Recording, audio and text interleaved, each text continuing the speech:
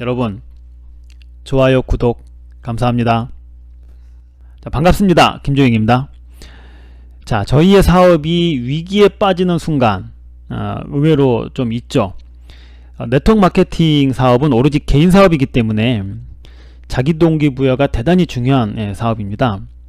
그런데 지금까지 이 사업을 지켜보면 열정적으로 사업하던 분들이 의외의 순간에 그만두는 경우가 많습니다.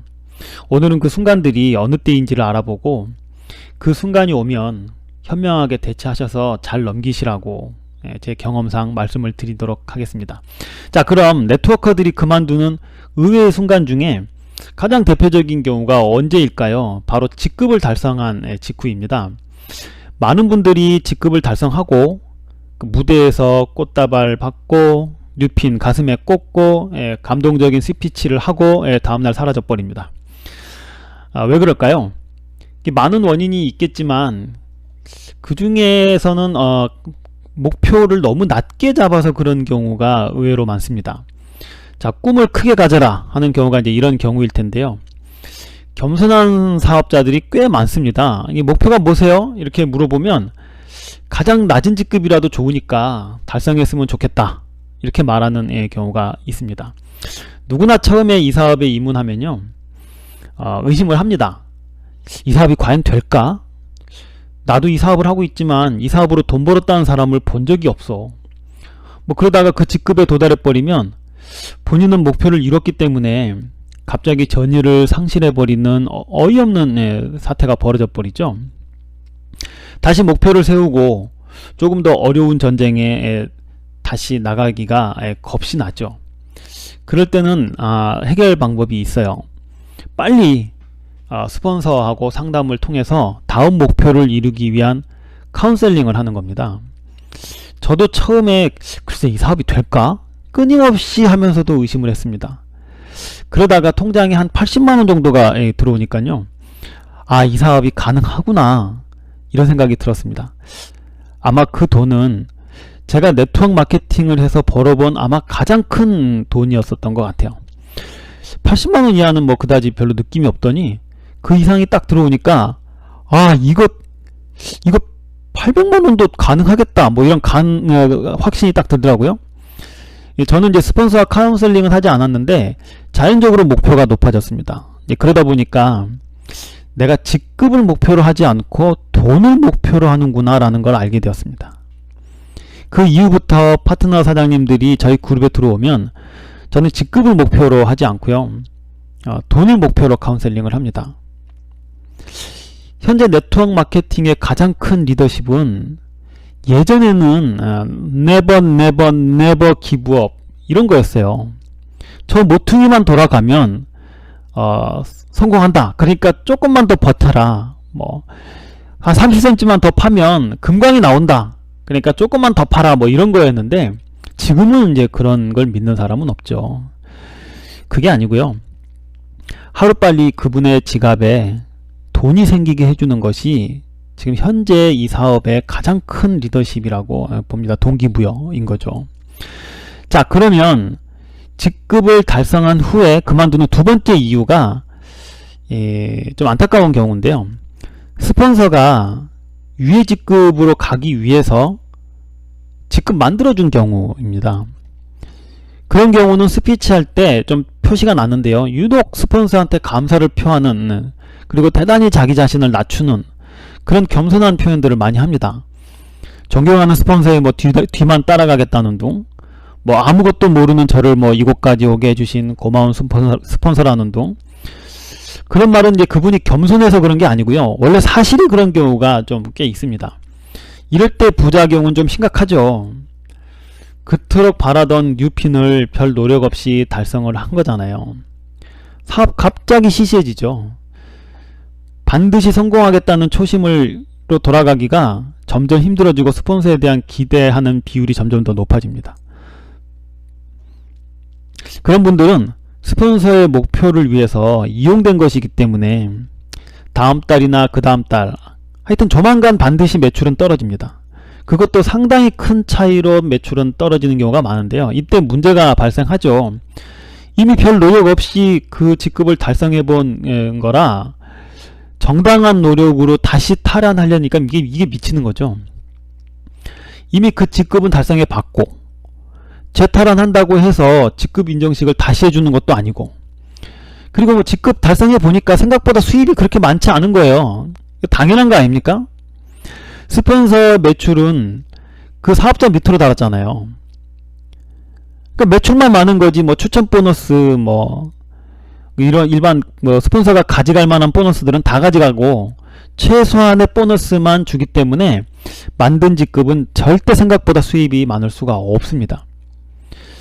바로 슬럼프가 옵니다. 이때는 외부에서 도와줄 수가 없어요. 본인이 해결해야 됩니다. 이게 근데 엎친 데 덮친 격으로 만든 직급도 직급이라고, 새로운 직급 달성했다고 스폰서가 그 사업자에게 감당하기 버거운 리더십을 요구하는 경우가 많죠. 하지 않던 강의도 시키고요. 그룹 행사에 봉사자로서 참여하게 합니다. 점점 더 자기 사업을 할 시간이 줄어드는 거죠. 그러면서 이제 스폰서하고 갈등이 생기기 시작합니다. 특히 스폰서가 경험이 부족하잖아요. 그러면 파트너의 고민을 잘 알지 못합니다. 그리고 그 사람들이 왜 그만두는지를 이해를 못해요. 저도 이게 첫 번째 직급 달성했을 때 한 30만원 정도 들어왔습니다. 저희는 가장 낮은 직급이 다이아몬드인데요. 남들은 꽤 높은 직급이라고 알고 있습니다.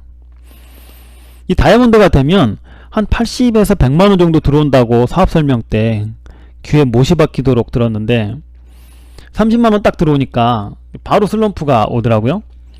그런데 아까 말씀드린 것처럼 저는 직급이 아니고 이제 돈을 목표로 했기 때문에 왜 30만원이 들어왔는지 정확하게 알고 있었습니다. 그래서 그 슬럼프가 오래 가지 않았죠. 그래서 절대 이 사업을 시작하고 나서요, 첫 번째 직급은 반드시 본인의 노력으로 달성을 해야 합니다. 이 100% 본인의 노력은 아니고요, 본인의 역할을 100% 해내고 달성하는 직급을 말합니다. 이건 팀워크 사업이잖아요. 이 이야기는 좀 다음 기회에 하겠습니다. 거기까지 얘기하면 이제 배가 산으로 가니까. 근데 제 말투 좀 이상하죠? 제가 유튜브를 좀 시작했더니 저에게 정말 좋은 조언을 해주시는 분들이 많았어요. 대본이 필요하겠다, 이런 분도 계셔서 지금 대본을 만들어서 지금 반은 읽고 있습니다.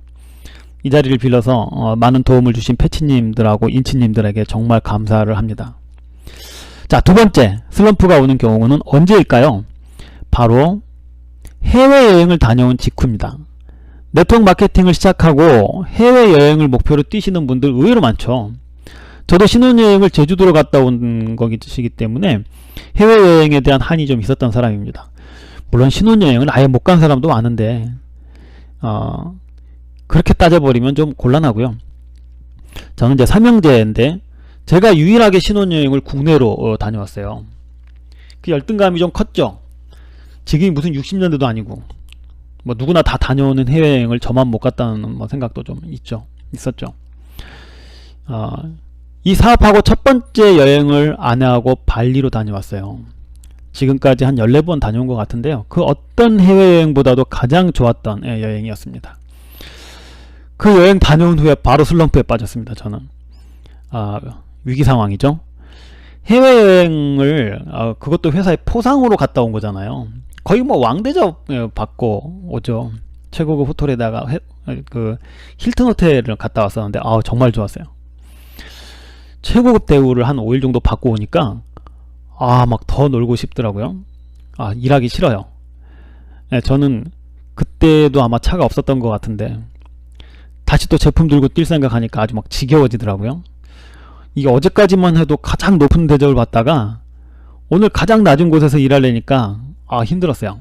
그때 아마 다음 목표를 이제 우리 아이들 데리고 간다는 생각을 가지고 이제 아마 이겨냈던 것 같아요.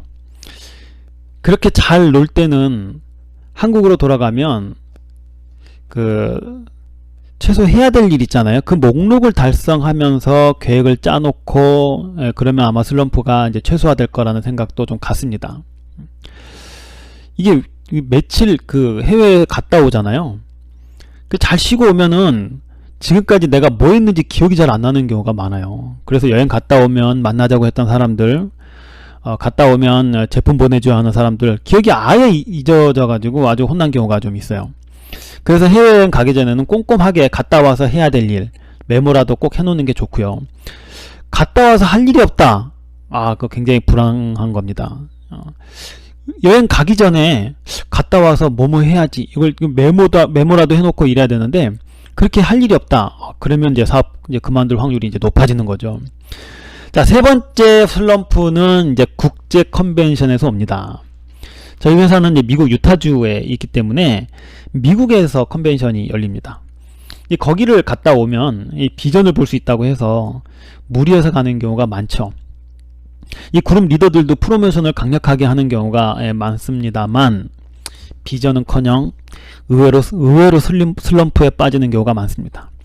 저도 컨벤션 갔다 와서 저와 같은 직급을 가진 직급자 파트너 5명이 그만뒀습니다. 이건 뭐 별이 5개 하는 뭐 광고도 아니고 아주 트라우마가 생길 지경이었죠. 조심해야 됩니다. 이 컨벤션에 가면 이게 뭐 전혀 그렇게 안 생기신 분들이 너무나 부러워하는 직급을 너무 쉽게 달성하는 것처럼 그렇게 보이잖아요. 그 사람들 리더십은 참 대단해 보이고 사업은 되게 쉬워 보이는데, 이게 그들도 할 수 있는데 나도 할 수 있다, 뭐 이런 생각이 들어야 되잖아요. 근데 반대 생각이 드는 거죠. 저들은 저렇게 쉽게 달성하는데 난 왜 이렇게 어렵지? 내가 이 사업과 안 맞나? 뭐 이런 생각이 드는 겁니다. 그래서 미국 컨벤션을 가면 여행과 함께 하는 경우가 많은데요. 그때 파트너들과 애프터 미팅을 반드시 해줘서 그들이 머릿속에 그림이 그려지도록 해주는 게 좋습니다. 그때 당시엔 뭘 어떻게 해야 하는지 가르쳐주는 사람도 없었고요. 애프터 미팅을 해주는 사람도 없었습니다. 안타까운 일이죠. 자, 마지막으로 네트워커들이 슬럼프에 빠지는 의외의 사건은 그룹에 어떤 조직이 영입될 때입니다. 한 그룹 안에서 타 회사에서 사업을 진행하던 사업자들이 이게 그룹 단위로 들어와 버리는 때가 가끔 있어요. 근데 이 슬픈 사실이 그들이 내 파트너이면 얼마나 좋겠습니까마는 형제 라인이라는 거죠. 그런 경우에는 이제 그룹도 상당히 많은 변화가 생기죠. 영입되는 그 그룹의 크기가 크면 클수록 분위기도 많이 바뀌고요. 미팅을 이끌어 나가던 메인 강사도 바뀌는 경우도 있고요. 또 그 그룹이 영입되면 스폰서들은 이제 누핀으로 올라가잖아요. 그리고 또 새로 영입된 그 팀 안에서도 막 직급자가 막 쏟아져 막 나오죠. 형제 라인 사업자들 중에 나와 같거나 아니면 혹시 이제 나보다 밑에 직급이었던 이제 사업자들이 그래서 친했는데 이 갑자기 나보다 같거나 높은 직급자로 막 올라가 버리면서 괜히 사이가 이제 어색해지고 그럽니다. 이게 그 사람이 노력해서 된 게 아니라 이렇게 갑자기 운이 좋아서 이렇게 된 거라는 그런 생각 때문에 그렇죠 뭐. 그러니까 할 수 없죠 뭐. 근데 네트워크 마케팅이 뭐 직급이 깡패잖아요. 그러니까 이럴 때는 이제 그룹 안에서 이제 두 가지 반응이 나타납니다. 자, 새로운 분위기 속에서 아자 뭐 잘해보자 뭐 이렇게 해서 이제 활기찬 분위기에 편승해서 이제 나도 동기부여를 받고 이제 사업이 잘 되는 경우가 있고, 이 그 반대로 견의를 상실해서 이제 슬럼프에 빠지는 경우가 생깁니다. 자, 이러한 경우에 그룹의 대표의 역할이 대단히 중요합니다. 이 리더의 리더십이 발휘가 돼야 되는 때가 이제 온 거죠.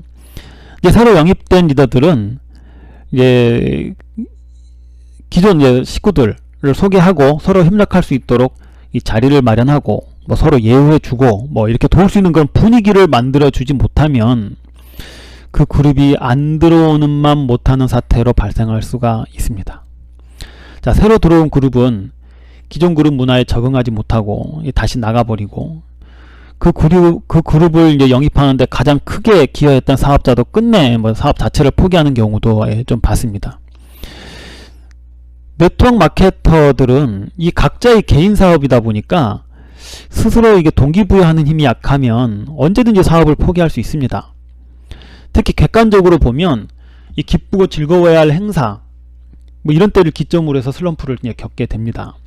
그리고 이를 현명하게 이겨내지 못하면 사업 자체를 포기하게 됩니다.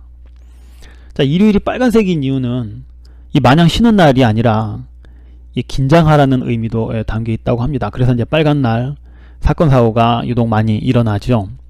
자, 여러분도 사업을 하다가 직급을 달성하거나 여행을 다녀오거나 머나먼 미국 땅에서 컨벤션을 갔다 오거나 또 그룹의 새로운 팀들이 영입되는 때가 오면 마냥 기뻐할 것이 아니고 혹 이 분위기의 슬럼프에 빠진 파트너가 없는지 세심하게 둘러보고 살펴봐야 합니다. 혹시라도 내가 슬럼프에 빠졌다면 얼른 스폰서에게 카운셀링을 요청하셔서 슬기롭게 이겨나가길 바랍니다. 올바르게 사업한 스폰서라면 지금의 슬럼프를 충분히 이해하고 공감하기 때문에 현명하게 이겨내는 방법도 알려주실 겁니다. 저희 회사에서도 요즘 일본으로 여행을 좀 다녀왔습니다. SNS에 그들의 모습을 보면서 옛날 생각이 나서 여러분과 이 주제로 이야기를 나누고 싶었습니다.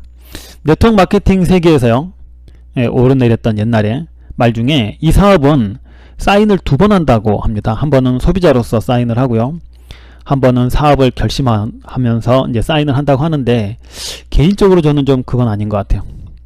저는 매일매일 마음속에 사인하는 날이라고 생각합니다. 자, 매일 아침 눈 뜨자마자 가슴에 손을 얹고 사인을 하십시오. 오늘 하루도 멋진 하루가 될 거라고 확신하면서 말이죠. 자, 오늘은 여기까지 하겠습니다. 자, 감사합니다.